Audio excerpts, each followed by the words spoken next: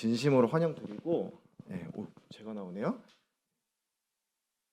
그리고 이제 오늘 이제 학생의 전도 집회 말씀으로 이제 모인 거 다들 아시잖아요. 아시는데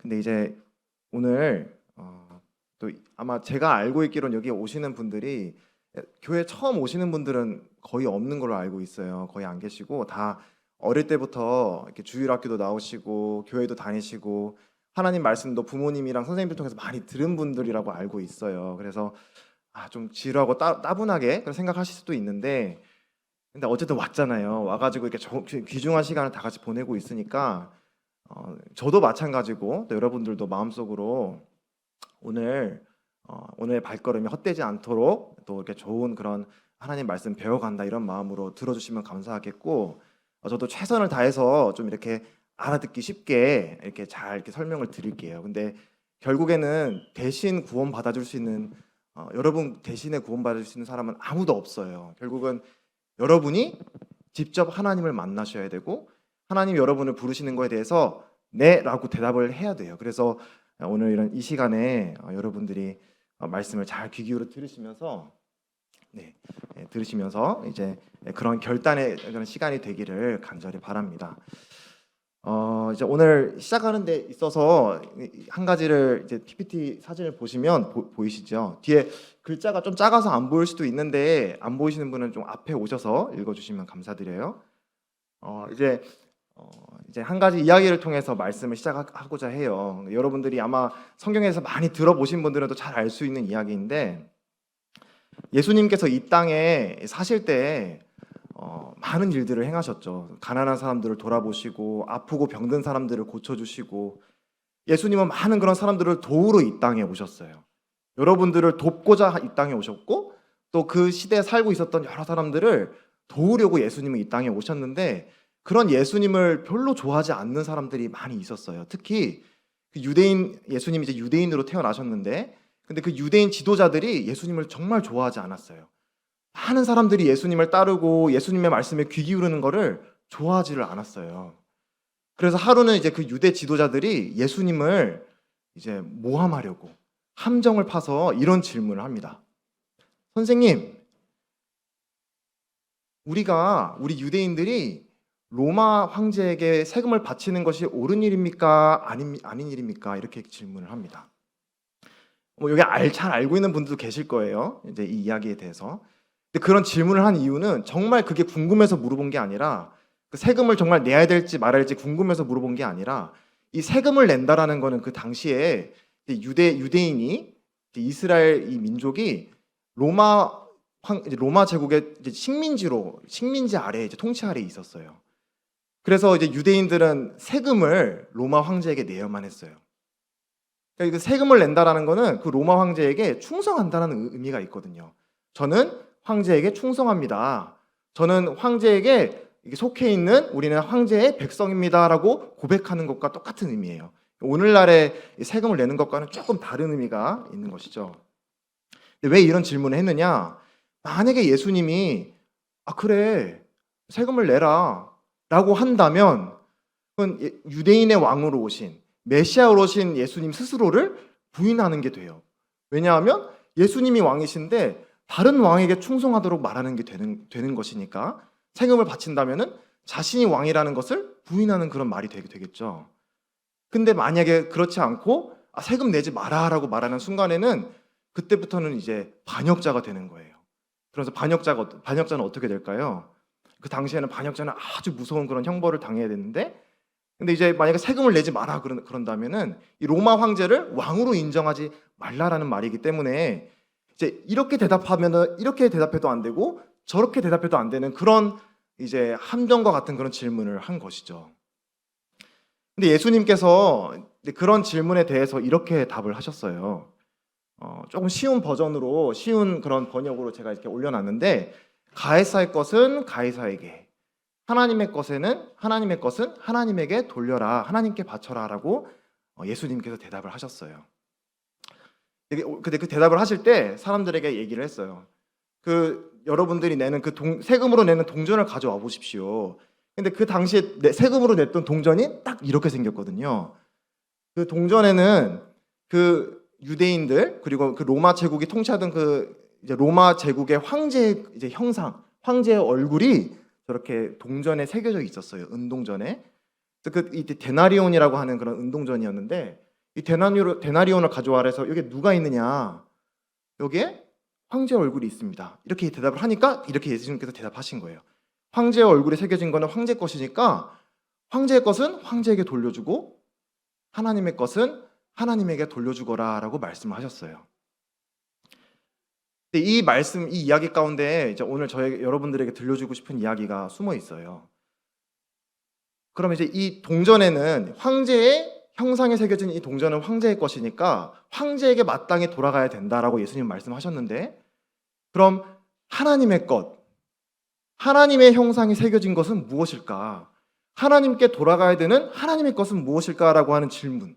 이 질문에 대해서 오늘 여러분들하고 한번 곰곰이 생각을 해보고 성경에서는 이 하나님의 형상이 새겨진 하나님의 것이 무엇인지에 대해서 말씀을 해주고 있거든요. 그거에 대해서 여러분들이 한번 잘 생각을 해보시고 정말 그러하다 생각을 하면은 그 하나님의 것은 하나님께 돌려드리는 그런 결심, 그런 선택을 하셨으면 참 좋겠다 이런 마음이 있습니다. 그래서 오늘 말씀드릴 주제는 하나님의 형상이에요. 하나님의 형상. 형상이란 말이 조금 생소하고 어려운 분도 있을 것 같아요. 형상은 얼굴, 모습이란 뜻이에요. 하나님의 얼굴, 하나님의 모습. 그래서 이제 이 하나님의 형상이 무엇일까? 하나님의 형상이 새겨진 것이 무엇일까라는 대답을 얻기 위해서는 이제 성경을 펴야 되는데, 여러분 성경 갖고 계시면은 성경을 펴서 창세기 1장을 펴주시면 감사드려요. 이제 오늘 이제 많이 성경을 좀 여기저기 찾아서 이렇게 찾아볼 건데 조금 번거로우시더라도 결국은 우리가 구원받는 게 여기 서 있는 저의 의견이나 아니면 다른 선생님들의 의견을 듣고 구원받는 게 아니에요. 하나님의 말씀을 듣고 우리가 구원을 받는 거거든요. 그래서 하나님의 말씀인 이 성경을 잘 펴서 우리 이 하나님의 형상, 과연 하나님의 것인 하나님의 형상에 새겨진 것이 무엇인가에 대해서 성경은 뭐라고 말씀하시는지 한번 다 같이 살펴보면 참 좋겠습니다. 이제 하나님의 형상이라고 했을 때는 이제 하나님의 얼굴, 하나님의 모습이라고 했는데, 하나님은 우리처럼 이렇게 뭐 얼굴, 피, 뼈, 뭐 이빨 이런 게 있다라고 말씀을 하실까 했을 때 그렇지 않아요. 창세기 1장에 이제 펴시면은 가장 첫 번째 1절, 2절을 읽어볼게요. 창세기 1장 1절부터 2절이에요. 창세기 1장 1절부터 2절. 태초에 하나님이 천지를 창조하시니라. 땅이 혼돈하고 공허하며 흑암이 깊음 위에 있고 하나님의 영은 수면 위에 운행하시니라 라고 말씀하고 있어요. 2절을 보시면 하나님의 무엇이라고 말하고 있나요? 하나님의 영이라고 말씀하고 있죠. 하나님의 영. 그래서 첫 번째로 우리 사람은 바로 이 하나님의 형상으로 만들어진 것은 바로 우리 사람인데, 이 하나님의 형상으로 만들어졌다라는 게 무슨 의미라고 했을 때 바로 하나님께서 영이듯이 우리 사람도 영적인 존재로 지어졌다라고 말씀드릴 수 있어요. 영적이다, 영이다 이런 말들 많이 들어보셨죠? 많이 들어보셨는데 그게 무슨 뜻일까? 하나님이 영이듯이 우리 사람도, 그리고 저와 여기 있는 여러분 한 사람 한 사람이 영적인 존재다라는 게 무슨 의미일까 했을 때, 여기 그림에서 보듯이 여기 이제 그림이 어떤 그림인가요? 뭔가 사람들이 엄청 열광하고 이렇게 뭐 하트 표시를 날리고 있죠.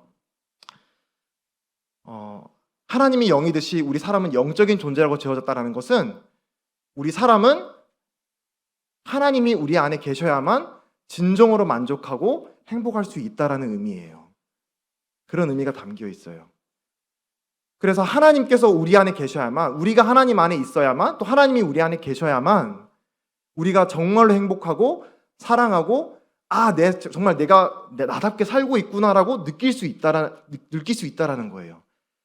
근데 하나님은 우리 삶에 안 계신다, 내가 하나님과 떠나 산다, 사람은 반드시 그 하나님의 빈자리에 다른 무언가를 집어넣으려고 열심히 사는 존재라는 거예요. 여기 보이는 사람들처럼. 그게 하나님이 아니면은 뭐 다른 것들, 뭐 내가 좋아하는 게임, 뭐 쇼핑, 친구, 뭐 다른 친구들, 내가 좋아하는 것들이 있잖아요. 하나님보다 그 다른 무언가로 하나님의 자리에 채우려는 존재가 바로 우리 사람들이라는 거예요. 좀 어렵게 말하지만 너무 이해하기는 참 쉬운 그런 의미예요. 영적인 존재라는 거는 하나님이 내 안에 없으면 그 하나님의 자리에 다른 걸로 놓고 싶은 거예요. 그래서 사람은 그렇게 영적인 존재로 지어졌다라고 말씀을 해주고 있어요. 그리고 다음으로 우리가 하나님의 형상으로 지어졌다는 것은 무슨 의미인가? 이제 1장 26절에서 28절을 한번 펴주시면 감사드려요. 창세기 1장 26절부터 28절까지인데 여기에 이제 본격적으로 하나님이 우리 사람을 하나님의 형상으로 지으셨다라는 말씀이 여기에 등장을 합니다. 근데 이 말씀을 통해서 우리는 과연 하나님의 형상으로 우리가 만들어졌다는 게 무슨 뜻인지 이해할 수 있는데 26절부터 28절, 제가 27절부터 읽을게요. 27절, 28절. 하나님이 자기 형상 곧 하나님의 형상대로 사람을 창조하시되 남자와 여자를 창조하시고 하나님이 그들에게 복을 주시며 하나님이 그들에게 이르시되 생육하고 번성하여 땅에 충만하라. 땅을 정복하라. 바다의 물고기와 하늘의 새와 땅에 움직이는 모든 생물을 다스리라 하시니라. 하나님께서 사람을 지으실 때 우리의 형상대로 짓자. 우리의 모습처럼 하나님과 같은 존재로 우리 사람을 만들자라고 하나님께서 말씀하고 계세요. 그러면서 사람들에게 가장 첫 번째로 주는 명령, 좀 어려운 말로 사명, 사람들에게 너는 이렇게 살아야 돼라고 말씀을 해주시는 게 있는데 뭐라고 하냐면 생육하고 번성하라. 이 생육하고 번성하라는 거는 말하는 것처럼 자손을 많이 낳아서 이 땅에 생명이 넘치게 하라라는 의미예요. 그리고 또 뭐라고 말씀하시나요? 땅을 정복하고 이 땅을 다스리라. 여러분, 우리가 오해할 수 있어요. 하나님이 뭔가 우리에게 뭔가를 빼앗길 원하고 우리가 좋아하는 걸 하지 않길 원하시고 뭔가 하나님을 믿으면 내가 원하는 것들을 포기해야 된다라고 하는 생각, 그런 착각을 우리가 가질 수 있는데 하나님은 그런 분이 아니세요. 하나님이 처음 사람들을 만드실 때, 그리고 여러분들을 처음 만드실 때 하나님께서는 이 땅을 다스리도록, 이 땅에서 왕노릇하도록, 이 땅에서의 왕자, 공주처럼 이 땅을 잘 다스리는 존재처럼 살도록 하나님은 우리 한 사람 한 사람을 지으셨다라고 말씀해주고 있어요. 그래서 하나님께서 우리 사람들을 하나님의 형상으로 지으셨다라고 하는 것은 사람들이 우리를 볼 때, 세상이 우리를 볼 때, 와, 하나님은 저런 존재구나. 내가 명진이를 볼 때, 명진이를 보니까 하나님이라는 분은 저런 분이시구나라는 것을 깨닫게 하기 위해서 우리를 지으셨다라고 말씀하신 거예요. 두 가지. 하나는 생명의 주인. 하나님은 우리를 만드신 분, 우리에게 생명을 주신 분이신 것처럼 우리 사람들을 보면서 하나님은 생명을 주시는 분이시구나. 또 우리 사람들이 잘 이 땅을 다스리는 걸 보면서 하나님께서는 이 우주 만물을 만드시고 우주 만물을 갖고 계시는, 통치하시는 왕이시구나. 하나님이 바로 이 땅의 왕이시구나라는 것을 우리 사람들을 볼 때 깨닫게 하시기 위해서 우리를 지으신 거예요. 근데 하나님께서 왕이라고 하실 때, 하나님이 여러분들을 다스리십니다, 하나님처럼 여러분들이 다스려야 됩니다라고 말을 했을 때 뭔가 좀 거북한 마음이 들 수가 있어요. 왜냐? 우리가 이제 역사 시간에 학교에서 역사 배우죠. 학교에서 역사 시간에 배우면은 역사에 많은 왕들이 나와요. 많은 지도자들, 대통령들, 수상들. 근데 그런 많은 역사 속에 있었던 왕들을 보게 되면 안타깝게도 사람들이 오히려 다른 자기가 거느리는 그런 백성들을 못 살게 굴고 자기의 이익을 위해서 다른 사람들을 착취하고 갈취하고 빼앗고 내 마음대로 휘두르고 원하지 않아도 내가 막 짓밟고 그런 왕들의 모습을 많이 보게 되는데 하나님은 그런 왕이신가? 결국 그렇지 않다라는 거예요. 하나님이 우리 사람에게 나타내시고자 했던 그런 왕의 모습은 그런 모습이 아니었어요. 다른 사람들 물건을 뺏고 내가 마음대로 내가 원하는 대로 사람들을 휘두르고 그런 모습의 왕의 모습이 아니세요. 하나님이 어떤 왕이시냐? 하나님은 막 우리를 막 휘두르시는 그런 무자비한 왕이신가? 아니라는 거죠. 어디서 그걸 알 수 있느냐? 바로 지금 여기 앉아있는 여러분들, 그리고 여기 주위에 있는 학생 선생님들, 바로 우리가 그 증거예요. 무슨 의미냐? 하나님은 우주 만물에게 나는 너희들을 갖고 있는 주인이다라고 말할 수 있는 그런 마땅한 권한이 있는 분이심에도 불구하고 그런 하나님을 선택할 수 있는 그런 선택권을 주셨어요. 이제 그 사건이 우리가 잘 알고 있는 이제 선악과 나무의 열매 사건인데, 선악과 열매 잘 알고 계시죠? 하나님께서 이 동산나무 이제 가운데 선악과를 두셔서 이 선악과를 먹으면, 그러니까 이제 이 동산에 있는 다른 모든 나무는 다 너희가 마음대로 먹어도 된다. 하지만 내가 둔 이 선과 악을 알게 하는 나무는 절대 먹어서는 안 된다. 이 열매를 먹는 날에는 너가 반드시 죽는다라고 하나님께서 말씀하셨어요. 근데 이 속에 담겨 있는 의미가 무엇인가? 라고 했을 때 하나님이 여러분들을, 또 우리 사람을 막 협박해서 니네 말 안 들으면 죽여버릴 거야 라고 말씀하시는 게 아니라 하나님께서 사람에게 선택권을 주신 거예요. 왜냐하면 우리를 사랑하시기 때문에, 여러분들을 사랑하시기 때문에. 여러분 지금 하나님을 믿을 수도 있고 안 믿을 수도 있어요. 여러분 부모님이 교회에 이렇게 다니시는 분일 수도 있고 안 다니는 분일 수도 있는데, 그것과 상관없이 하나님은 여러분들을 만드시고 여러분들의 주인이세요. 여러분들에게 생명을 주신 분이고 여러분들에게 호흡하게 하시는 생명의 주인이시라고요. 근데 하나님은 여러분들에게 그런 하나님을 선택할 수 있는 선택권을 주셨어요.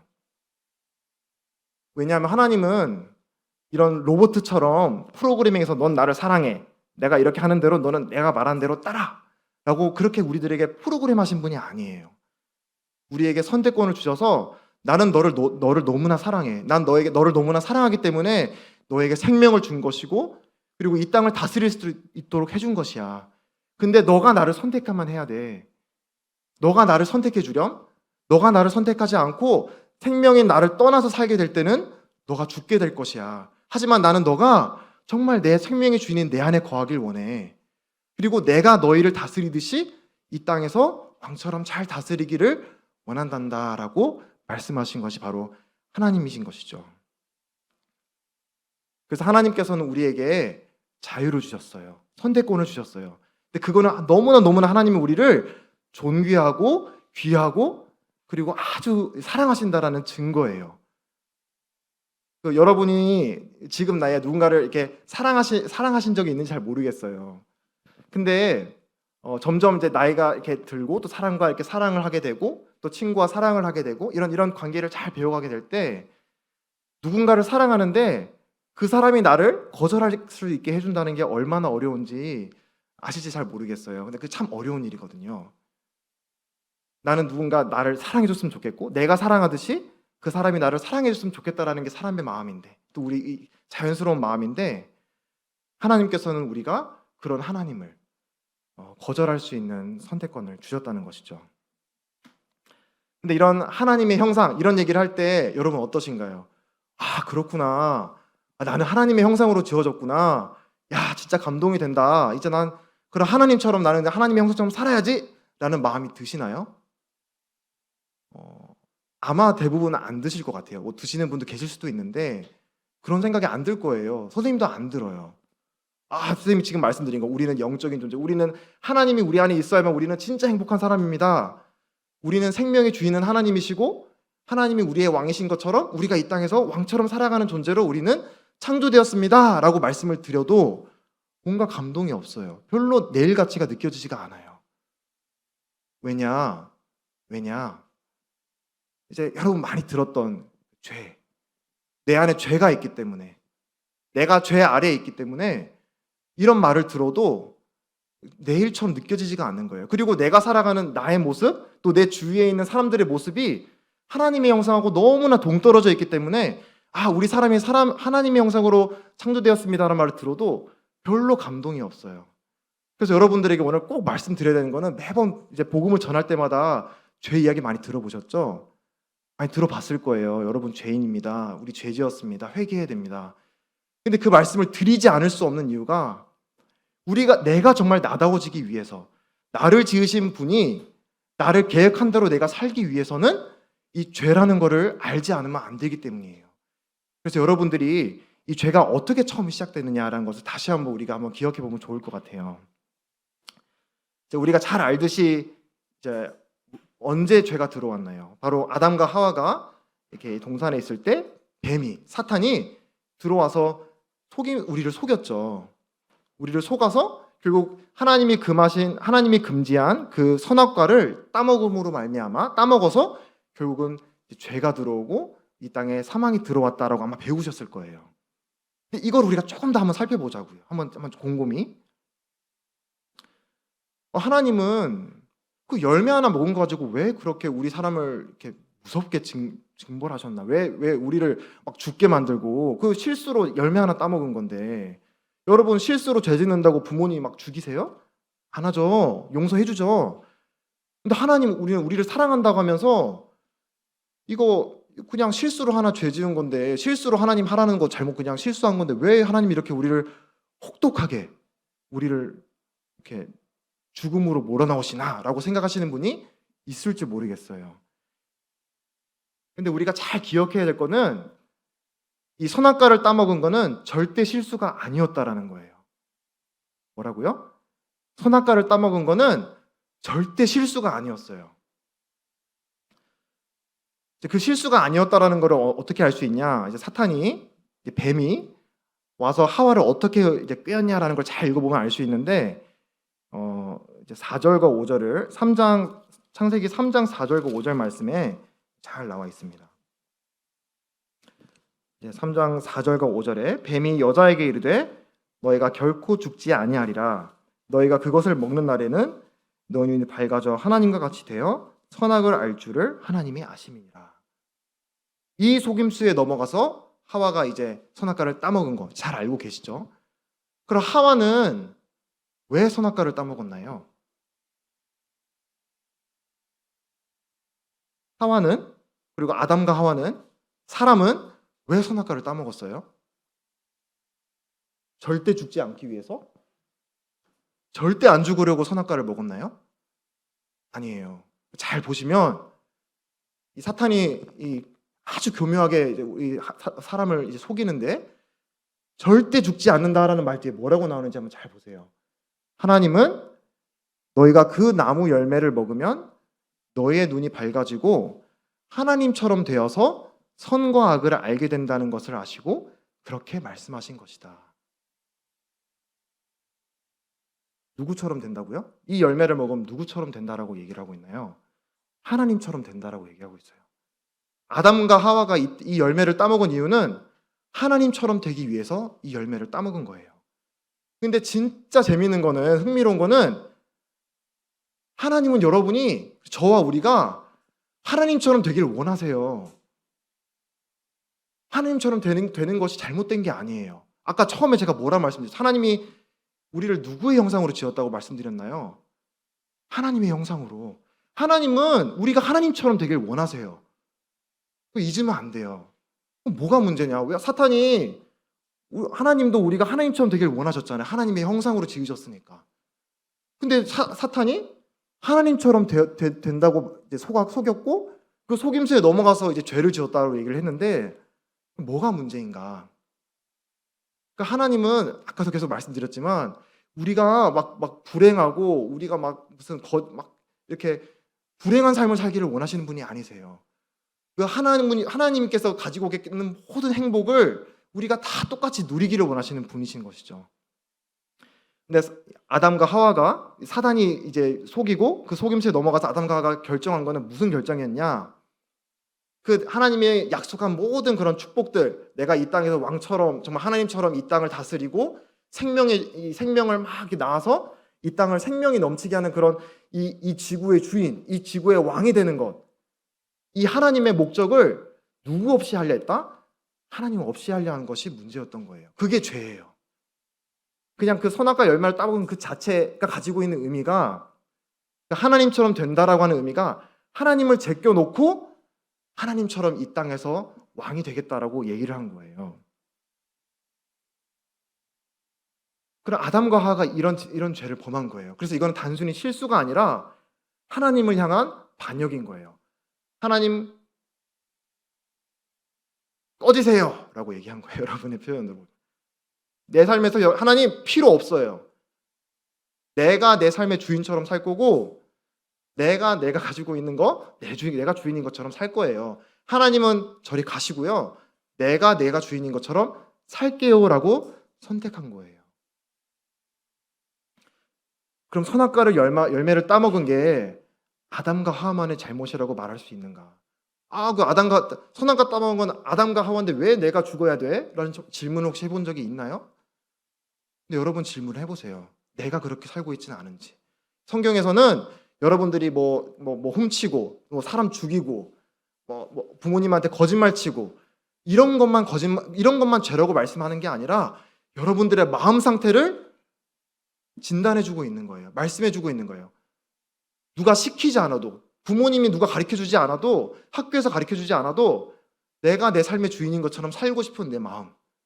그래서 제가 몇 가지 질문만 해봐도 여러분들은 불편해질 거예요. 여러분이 가지고 있는 시간, 여러분이 가지고 있는 돈, 소유, 뭐 게임기, 뭐 컴퓨터, 핸드폰, 그거 다 하나님 거예요. 여러분 거 아니에요.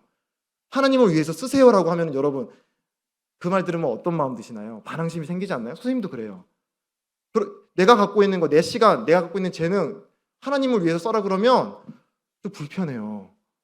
나를 위해 쓰고 싶은데, 나도 나를 위해 살고 싶은데, 근데 그게 사람이 죄인이란 뜻, 죄 가운데 있다라는 뜻이에요. 여러분 살인자입니다 막 이렇게 막 뭐 정죄하는 게 아니라 우리가 그런 상태에서 태어났다라고요. 하나님을 거절하는 상태로, 하나님으로부터 독립해서 내 마음대로 살 거야. 여기 아무리 어린 분들도 다 그런 마음이 있어요.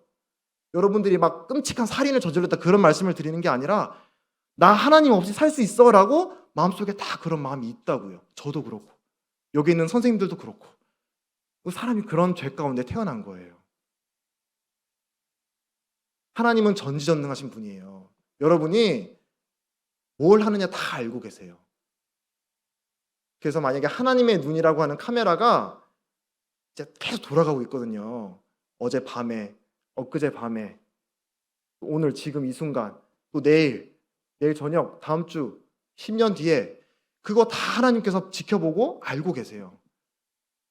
근데 생각해 보세요. 지금 여기 보이는 이 스크린 앞에 하나님의 눈이라고 하는 카메라가 내가 다른 사람들 모를 때 몰래 생각했던 생각, 다른 애들 뒤에서 이렇게 얘기했던 뒷얘기, 소근소근거렸던 뒷담화, 다른 사람들 안 볼 때 몰래 했던 나쁜 행동들, 보면 안 되는 것들을 몰래 본 그런 잘못들, 뭔가 양심에 찔리는데 계속 했던 것들, 그 뭔가 넘어갈 것 같았잖아요. 사람들한테 안 들키면. 근데 그 하나님의 눈이라고 하는 카메라는 그걸 놓치지 않고 다 알고 계시는 거거든요. 근데 그 카메라가 지금 이 자리에서 리플레이가 된다. 지금 여러분 얘기가 아니라 저만 해도 그게 지금 여기 막 틀어진다. 여러분 앞에 보여진다. 아이고 큰일 나요. 그러면 안 돼요. 큰일 나요. 왜? 저는 그렇게 살아가고 있거든요. 하나님 하는 경우에 하나님이 내 주인이 아닌 것처럼, 마치 내 시간이 내 거인 것처럼, 하나님만으로만 채워져야 되는 그 만족을 그 잠깐이 주는 그 기쁨을 위해서 내가 채우는 거예요. 그런 삶을 제가 살고 있어요. 저도. 왜? 제가 죄 가운데 살았기 때문에, 죄 가운데 있기 때문에.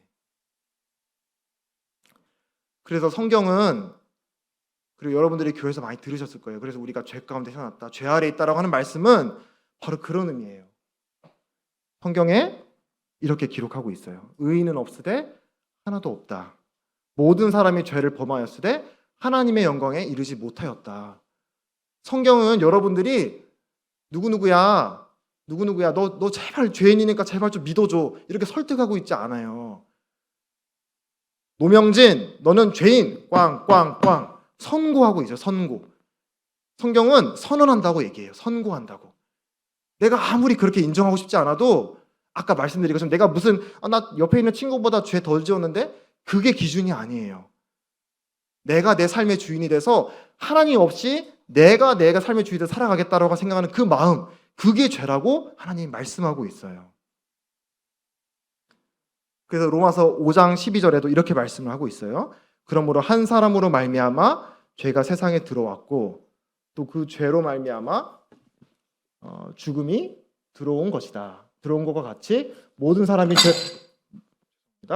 죄를 지었기 때문에 죽음이 모든 사람에게 이르게 되었습니다. 이거는 여기 계시는 한 분 한 분, 그리고 죄 얘기하기 싫거든요. 저도 죄 얘기하기 너무 싫은데, 근데 우리가 나음을 받기 위해서는, 구원을 받기 위해서는 이 죄라는 것이 무엇인지 잘 알아야 돼요.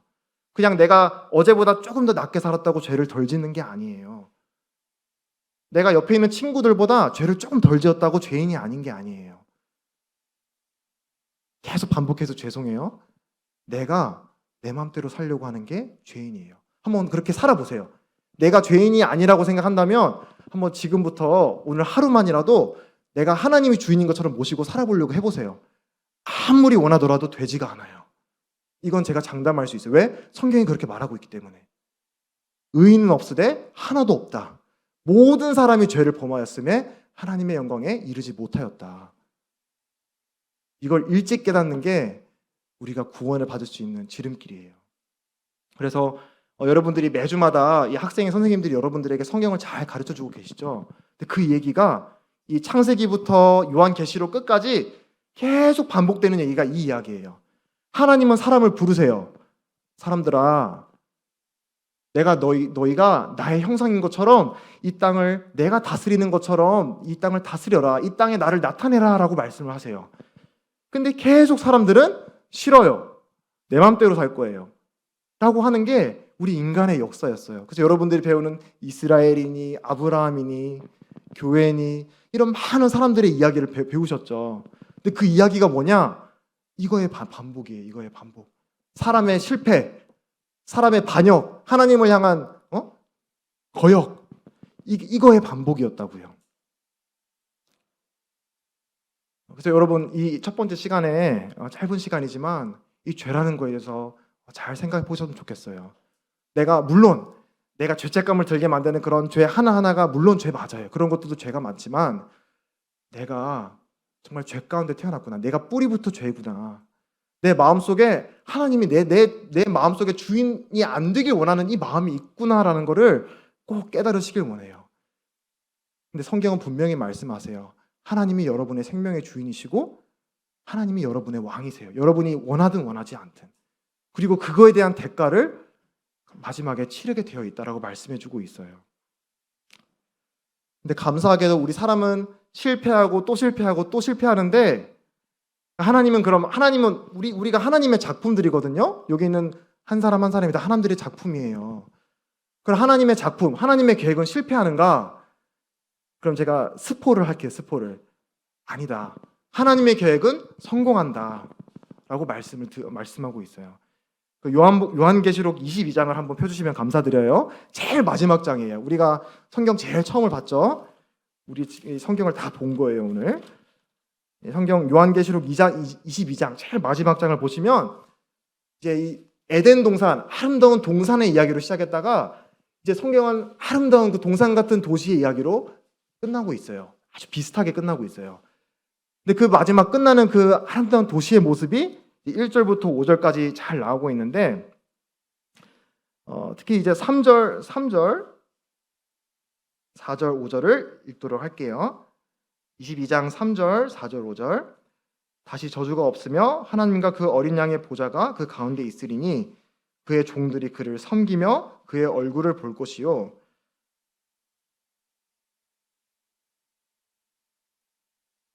섬기며 볼 터이요 그의 이름도 그들의 이마에 있으리라.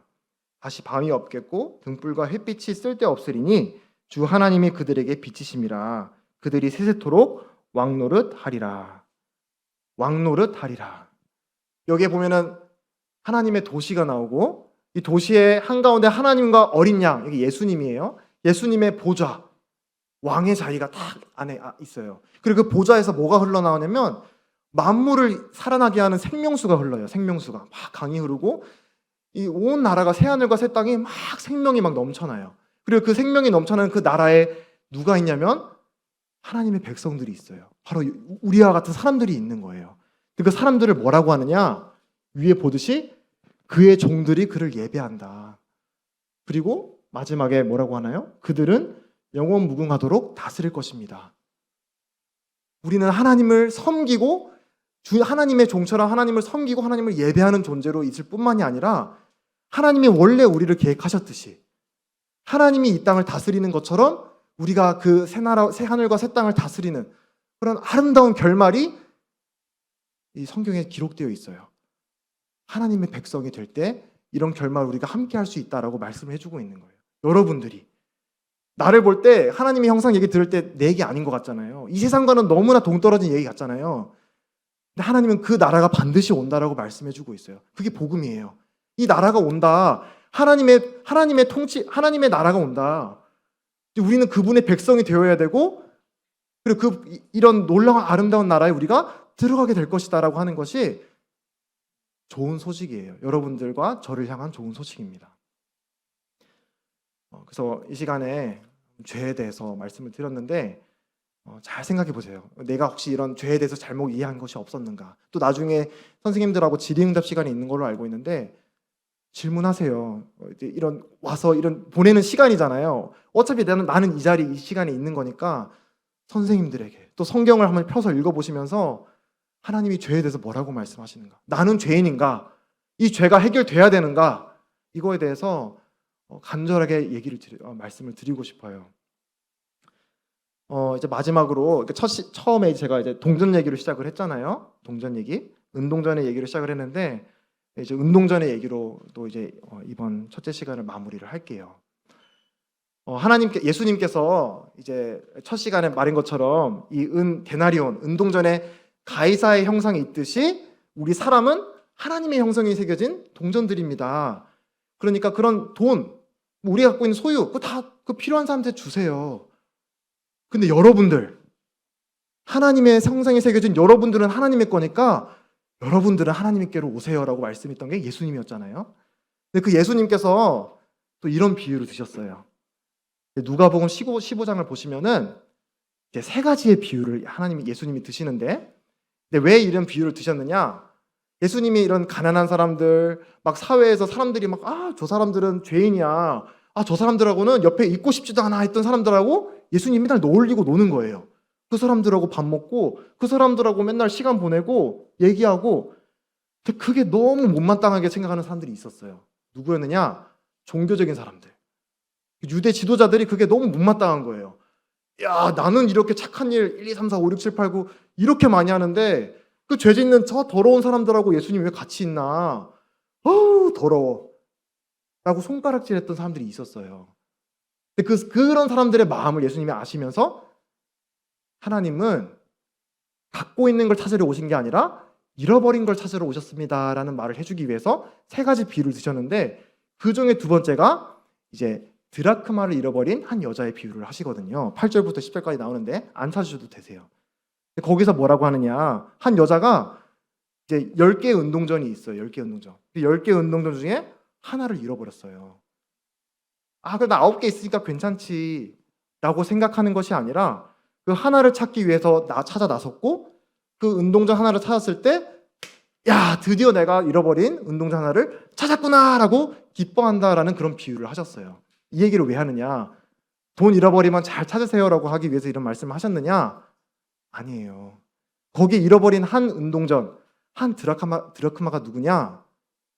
여러분이에요. 저예요. 아까 말했죠. 하나님의 형상이 새겨진 이 너무나 귀한 사람들, 귀한 존재들, 하나님이 싫다고 내 마음대로 살아가겠다고 뛰쳐나간 우리 같은 사람들도 하나님이 우리 같은 사람들을 잃어버렸을 때 너무나 슬퍼하시고 그 하나를 찾기 위해서 찾아 나서신다라고 말씀하시는 거예요. 오늘도 그렇게 하나님께서 여러분들에게 이렇게 녹화하고 계신 거예요. 돌아와라. 나 너 찾고 있어. 내가 너 만들어서 넌 내 거야. 나에게 와. 라고 마치 이 여인이 한 드라크마를 찾듯이 하나님께서 우리들을 찾고 계시다. 이 말씀을 드리고 싶습니다. 시간이 제가 말해서 그런지 금방 가네요. 여러분은 이제 그만했으면 좋겠다 생각할 수 있는데, 아무튼 여기까지 하고요. 또 잠깐 쉬었다가 또 이제 두 번째 시간 말씀을 듣도록 하겠습니다. 기도 간단하게 하고 마치겠습니다. 아버지 하나님, 감사합니다. 오늘 하나님께서 우리를 하나님의 형상으로 지으셨다라는 말씀을 또 해주셨는데, 하나님, 우리가 죄 가운데 있다라는 것을 잘 깨닫고 하나님께로 돌아올 수 있도록, 하나님이 우리를 간절히 찾고 계시다라는 것을 우리 귀가 들을 수 있도록 도와주시기를 기도드립니다. 오늘 이틀 나머지의 시간도 하나님께 의탁드리며 이 모든 것 우리 주 예수 그리스도 이름으로 기도했습니다. 아멘. 감사합니다.